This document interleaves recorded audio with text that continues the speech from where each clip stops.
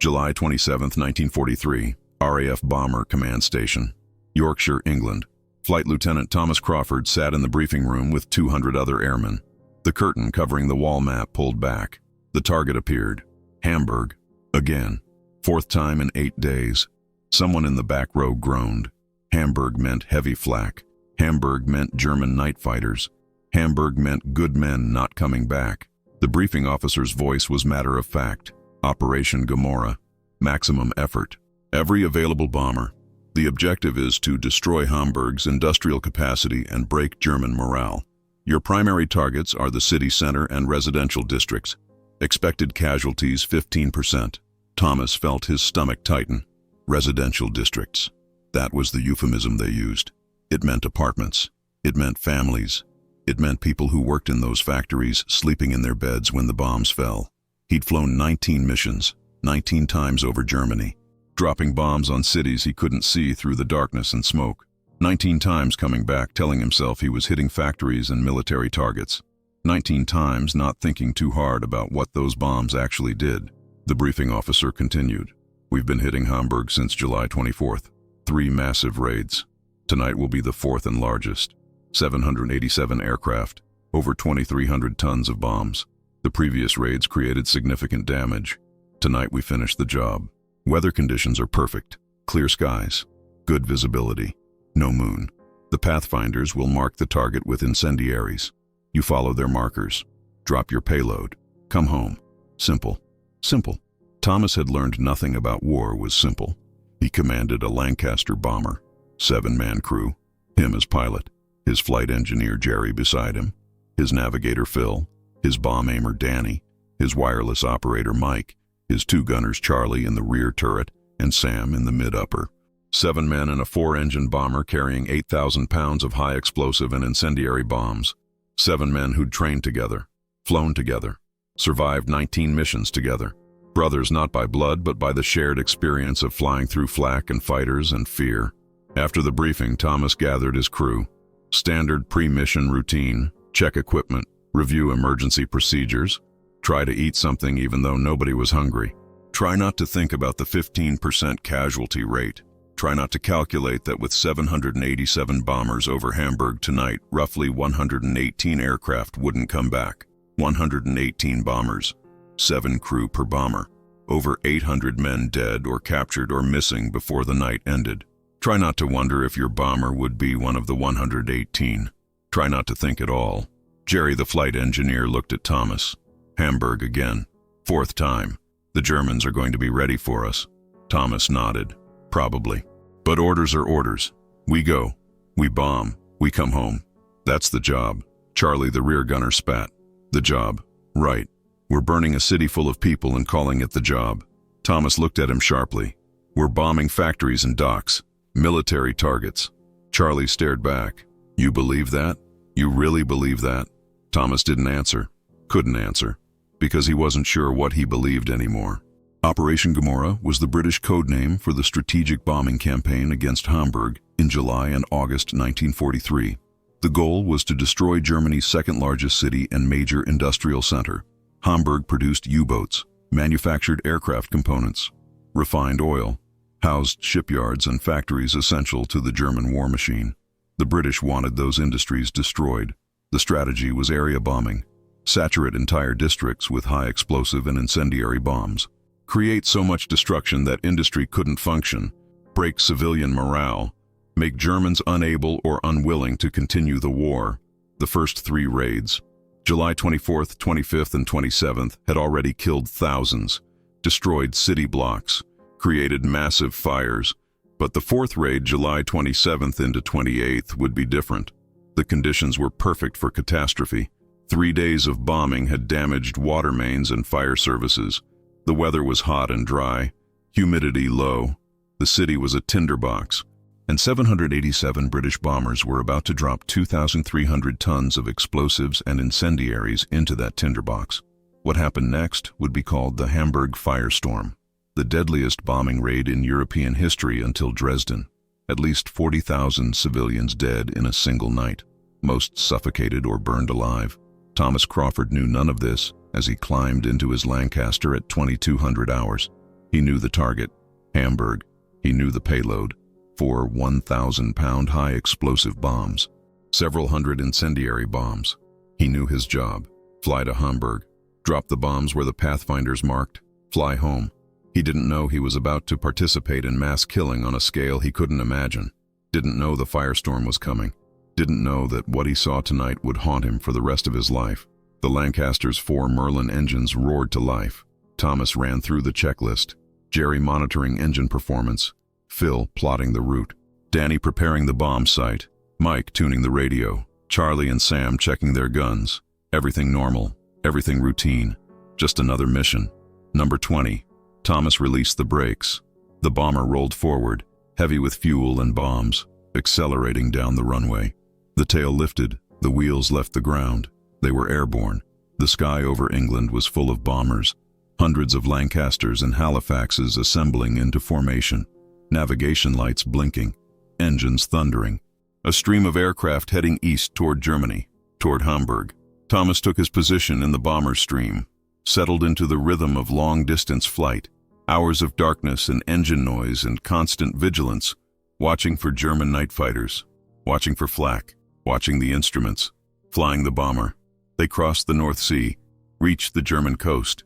The flak started, anti-aircraft fire reaching up from the darkness, orange and red bursts of shrapnel.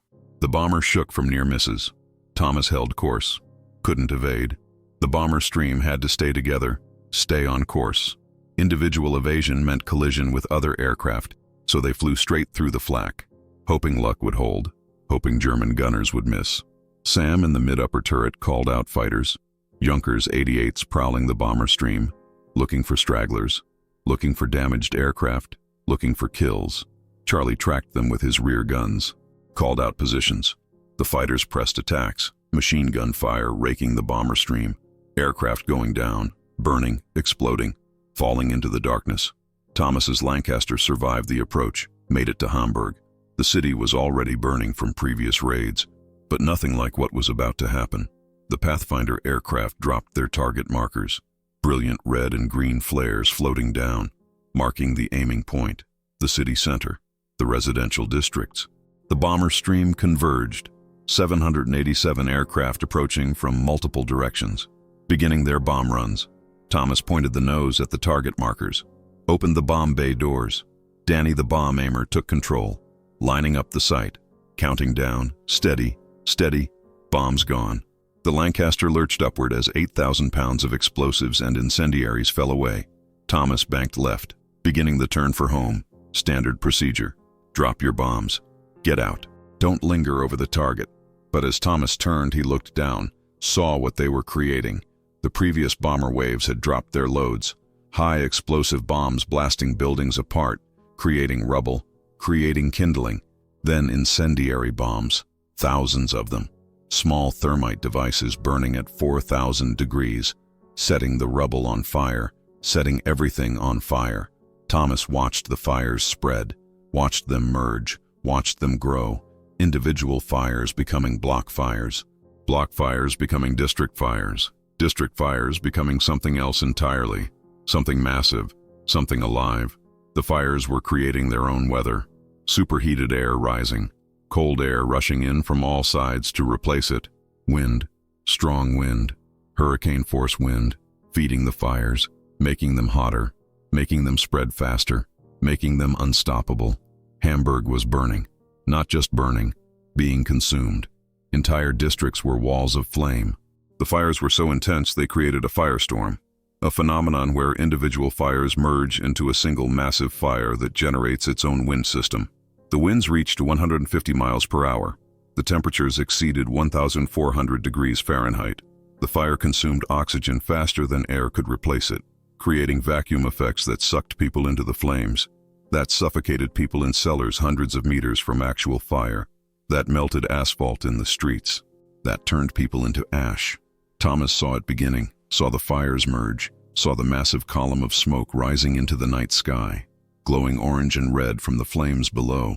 He could see the fire from 20,000 feet, could feel the heat even at altitude. The Lancaster was being buffeted by thermals, rising columns of superheated air. Jerry shouted, "Skipper, we need to get out of here." The turbulence is getting dangerous. Thomas knew Jerry was right, but he couldn't look away. Couldn't stop staring at what they'd created.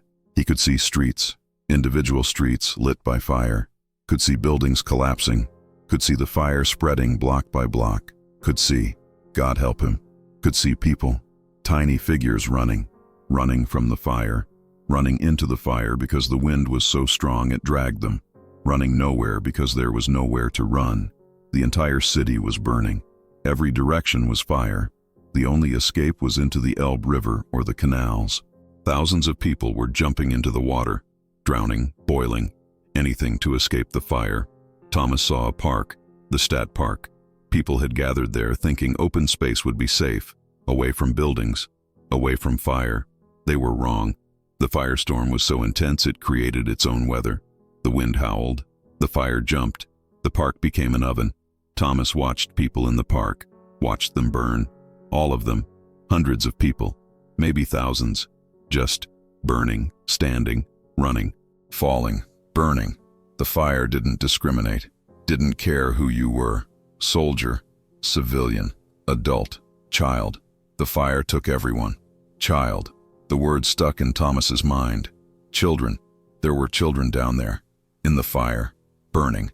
Children who'd been sleeping when the raid started, who'd run to cellars with their parents, who were now suffocating as the fire sucked oxygen from the air, or burning as buildings collapsed, or boiling in the canals they'd jumped into to escape the flames. Children. He was killing children.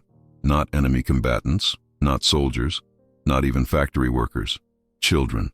The briefing officer had said residential districts, civilian morale. Thomas understood now what those words meant. They meant apartments full of families. They meant working-class neighborhoods where people lived. They meant grandparents and mothers and children. They meant non-combatants. They meant people who'd never worn a uniform or built a weapon or done anything except exist in a city that manufactured U-boats. And for existing in that city, they were being burned alive. By him. By his bombs. By 787 bomber crews following orders and not thinking too hard about what those orders actually meant. Jerry grabbed Thomas's shoulder. "Skipper, we need to go, now." Thomas snapped back, turned the bomber west, toward England, toward home. Behind them, Hamburg burned. The firestorm was just beginning. Over the next 3 hours, it would consume 40 square kilometers of city, kill at least 40,000 people, render over 1 million homeless, create devastation so complete that parts of Hamburg would remain ruins for years after the war ended. The flight back was silent. Nobody spoke on the intercom. What was there to say? They'd completed their mission, dropped their bombs, hit the target. By every military measure, the operation was a success. By every human measure, it was horror. Thomas flew on autopilot, his hands on the controls, his mind back over Hamburg, seeing the fires, seeing the people burning, seeing what he'd done. They landed at 0430 hours, 7 exhausted men climbing out of the Lancaster, going through the motions of post-flight routine, debriefing, reporting flak and fighters, confirming bomb drop. The intelligence officer marked their mission as successful. Primary target hit. All crew safe. 1 more mission down. 1 more step toward the 30-mission tour complete. Thomas went to the mess, tried to eat the breakfast they served. Couldn't. The smell of cooked eggs made him think of burning flesh, made him sick. He went outside, sat on the grass, watched the sun rise over England's green hills. Safe, peaceful, innocent hills that had no idea what had just happened 500 miles east. Jerry found him, sat down beside him. Rough night. Thomas didn't respond. Jerry continued. "It's war. We're hitting military targets, factories, docks. That's the mission." Thomas finally spoke. "Did you see them, Jerry? Did you see the people?" Jerry was quiet, then said, "I don't look down. I watch the instruments. I do my job. I don't think about what's happening below." Thomas turned to him. "How? How do you not think about it?" Jerry met his eyes. "Because if I thought about it, I couldn't do it. And if I can't do it, we fail our missions. And if we fail our missions, other crews die trying to do our job. So I don't think about it. I do my job. I survive. That's all." Thomas understood the logic, understood the necessity of compartmentalization, understood that dwelling on the human cost of bombing would make him unable to function. But he'd seen Hamburg, seen the firestorm, seen the people burning, and he couldn't not think about it, couldn't separate the mission from the cost, couldn't stop seeing those tiny figures running through fire with nowhere to run. The crew assembled for the mission debrief. The commander congratulated them. Outstanding workmen. Hamburg has been devastated. German industrial capacity significantly degraded. Civilian morale broken. This raid will shorten the war, save Allied lives. You should be proud.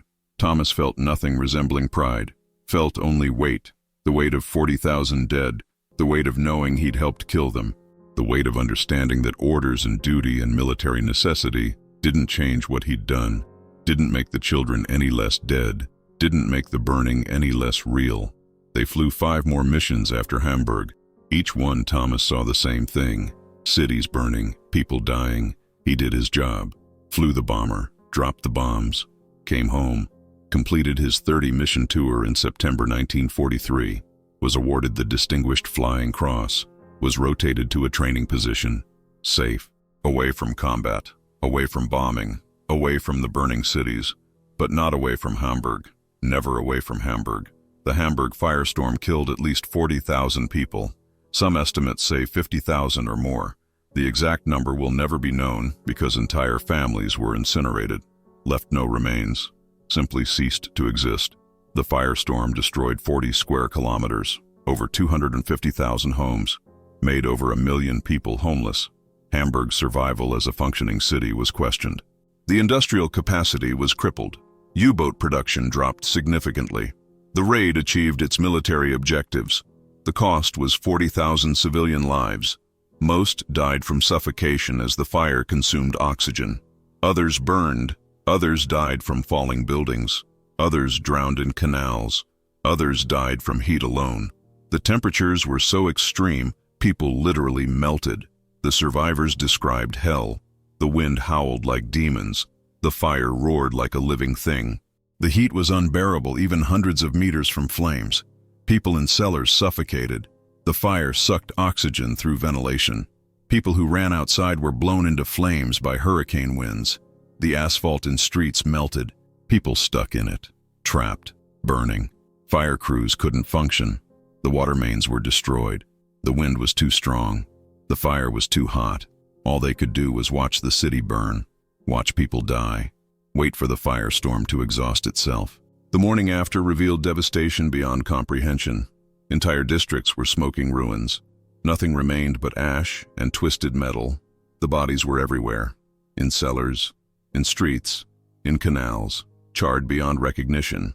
Many were never recovered, buried in the rubble, destroyed so completely nothing remained. The survivors wandered through ruins looking for family, for homes, for anything familiar, finding nothing. Hamburg after the firestorm was a dead city, a graveyard covering 40 square kilometers. The Allied command considered the raid a success. Churchill praised the bombing, called it a demonstration of air power, called it justice for German bombing of British cities, called it necessary. The air crews received medals and commendations, were told they'd done vital work, saved Allied lives, shortened the war, were heroes. Thomas Crawford received his medals, said thank you, felt nothing resembling heroism.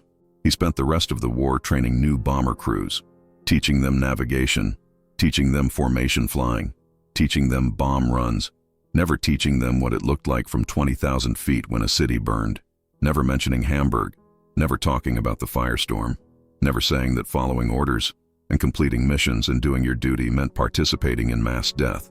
They'd learn that themselves, or they'd be lucky enough not to see it, not to think about it, not to carry it. The war ended May 1945. Thomas was 24 years old. He'd flown 30 combat missions, dropped over 100 tons of bombs, survived when 55,000 Bomber Command airmen didn't, received medals and honors, was told he'd served with distinction, was told he should be proud, was asked to give talks at schools, to speak about his service, to inspire the next generation. He declined. Couldn't imagine standing in front of children telling them about burning other children alive. Couldn't imagine calling that service. Couldn't imagine finding inspiration in 40,000 dead. He left the RAF in 1946, went home to Cornwall, got a job as a mechanic, married a local woman named Sarah who didn't ask about the war, had 3 children, built a normal life, a quiet life, A life that looked from the outside like happiness. But the nights were different. The nights were Hamburg, the firestorm, the people burning. Every night for 60 years, every single night. His wife knew. How could she not? He'd wake up screaming, smelling smoke, seeing fire, seeing faces burning. She'd hold him, tell him it was just a dream. He'd nod, say nothing, because it wasn't a dream. It was memory. Perfect, crystal clear memory of the night he helped burn 40,000 people alive. Memory that didn't fade. Memory that didn't get easier. Memory that was punishment for following orders and dropping bombs and not thinking hard enough about what those bombs did. His children asked once why he never talked about the war, why he had medals in a drawer but never displayed them, why he couldn't watch fireworks because the sounds and lights made him leave, why he couldn't bear the smell of smoke. He told them the war was over, best left in the past. They accepted this, didn't push, never knew their father had participated in one of the deadliest bombing raids in history, never knew he carried 40,000 deaths, never knew he saw their faces every time he closed his eyes. In 1988, Thomas received an invitation, a veterans reunion, Hamburg, German and British veterans meeting, reconciliation, understanding, moving forward. Thomas threw the invitation away. Couldn't imagine going back, couldn't imagine standing in Hamburg, couldn't imagine meeting German survivors and shaking their hands and pretending it was all part of war, all necessary, all forgiven. It wasn't forgiven, not by him. He couldn't forgive himself. How could he expect forgiveness from people whose families he'd burned? But the invitation stayed with him, haunted him. Finally, in 1990, he went, flew to Hamburg for the first time since July 1943, 47 years later. The city had been rebuilt, modern buildings, clean streets. No trace of the firestorm except in dedicated memorials. The reunion was awkward, stilted conversations through translators, British veterans talking about the mission, German veterans talking about surviving, everyone polite, everyone careful, everyone trying to make peace with history. Thomas met a German man, Heinrich. He'd been 12 during the firestorm. His family had sheltered in a cellar. The building above had collapsed, trapped them. The fire had sucked the oxygen out. His mother and 2 sisters suffocated. He and his father survived by finding an air pocket, by breathing through wet cloth, by lasting until the fire passed. His father never recovered, died 10 years later, broken by loss. Heinrich spent his life trying to understand how humans could do that to each other, trying to make sense of 40,000 dead in one night, trying to forgive. Thomas listened to Heinrich's story, listened to how he'd lost his family, how he'd survived in a cellar breathing through cloth while his mother and sisters died beside him, how he'd spent 47 years trying to forgive the people who'd done this. And Thomas realized he was one of those people. He'd dropped bombs on Hamburg that night. Maybe his bombs killed Heinrich's family. Maybe not. Didn't matter. He'd participated. He'd helped create the firestorm. He was responsible. Thomas told Heinrich the truth.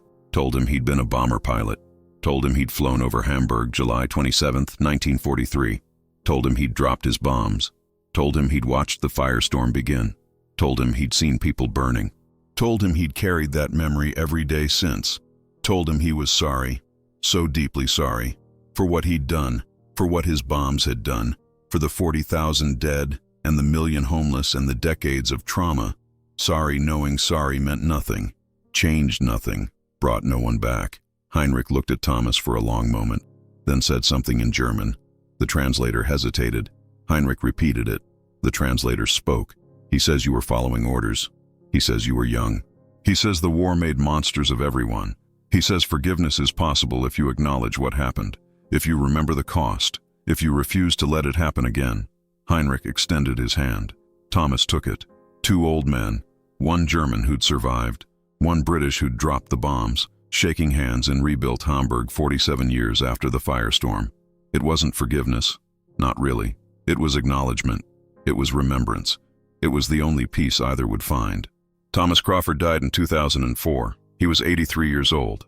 At his funeral, his children spoke about a quiet man who'd served in the war, who'd been a good father despite nightmares they never understood, who'd carried something heavy his entire life. Sarah, his widow, spoke last, said Thomas had been a bomber pilot, had flown over Hamburg in 1943, had seen things that haunted him forever. had spent 60 years trying to make sense of following orders that killed civilians, had never found peace with it, had only found acknowledgement that what happened was real, that the dead deserved remembering, that war's cost wasn't measured in military objectives but in human lives. On Thomas's gravestone they put his name, his rank, his dates of service, and beneath that one line, he carried them all. His family didn't understand what it meant. Carried who? Carried what? But Thomas had told Sarah before he died, told her about the 40,000, told her about the people burning, told her about the children, told her he'd carried all of them, every single one, for 60 years, until he was finally in the ground and couldn't carry them anymore. Then it was history's job to carry them, to remember, to ensure it was never forgotten what it cost. Not just the 40,000 who died, but the young men who killed them, who followed orders, who dropped bombs, who watched cities burn, who survived and had to live with what they'd done. Strategic bombing in World War II killed over 600,000 German civilians. The Hamburg Firestorm was one of the deadliest single raids, but it wasn't unique. Dresden, Berlin, Cologne, dozens of German cities experienced similar devastation. British and American bombers dropped over 2.7 million tons of bombs on Europe. The goal was to destroy industrial capacity, break civilian morale, shorten the war, save Allied lives. The strategy worked militarily. German production was disrupted. The war was shortened. Allied lives were saved. The cost was hundreds of thousands of civilian deaths. Men, women, children, old people. People who'd never worn a uniform or built a weapon. People whose only crime was living in cities that produced weapons. Was it necessary? Was it justified? Was there an alternative? Those questions have been debated for 80 years. Historians argue, veterans argue, survivors argue. There are no easy answers. War forces impossible choices. Bombing cities saved Allied soldiers' lives, but it killed civilians. Was that trade worth making? If you're an Allied soldier whose life was saved, yes. If you're a German civilian whose family was burned, no. If you're a bomber pilot who dropped the bombs and saw the people die, you carry it forever, and you never know if it was worth it. That's what Thomas Crawford learned over Hamburg, that war doesn't have clean answers, that following orders doesn't absolve responsibility, that doing your duty doesn't ease guilt, that military success measured in destroyed factories and broken morale is paid for in individual lives. 40,000 individual lives, each with a name, a face, a family, a story, each extinguished in fire, each carried by the men who dropped the bombs, carried forever, because some weights can't be put down, some memories can't be forgotten, some costs can't be justified, only acknowledged, only remembered, only mourned. This is what war cost the bomber crews, not just the 55,000 who died, but the survivors, the ones who dropped the bombs and saw what happened, the ones who followed orders and completed missions and came home to nightmares that never ended, the ones who carried the dead, all of them, for the rest of their lives. That was the price of winning. That was the cost of strategic bombing.